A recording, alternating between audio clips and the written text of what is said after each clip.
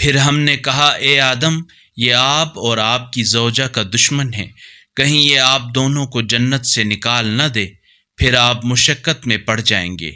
یقیناً اس جنت میں آپ نہ تو بھوکے رہیں گے اور نہ ننگے، اور یقیناً اس میں آپ نہ تو پیاسے رہیں گے اور نہ دھوپ کھائیں گے۔ پھر شیطان نے ان کے دل میں وسوسہ ڈالا اور کہا اے آدم، کیا میں تمہیں ہمیشگی کے درخت اور لازوال سلطنت کے بارے میں بتاؤں؟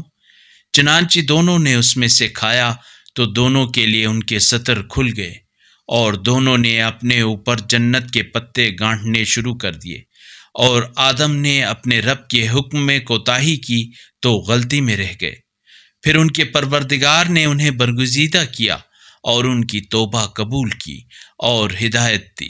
فرمایا یہاں سے دونوں اکٹھے اتر جاؤ ایک دوسرے کے دشمن ہو کر، پھر میری طرف سے تمہارے پاس کوئی ہدایت آئے تو جو میری ہدایت کی اتباع کرے گا وہ گمراہ نہ ہوگا اور نہ شقی۔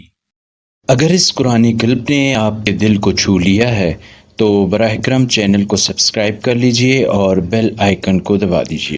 اللہ نور السماوات والارض، اللہ آسمانوں اور زمین کا نور ہے۔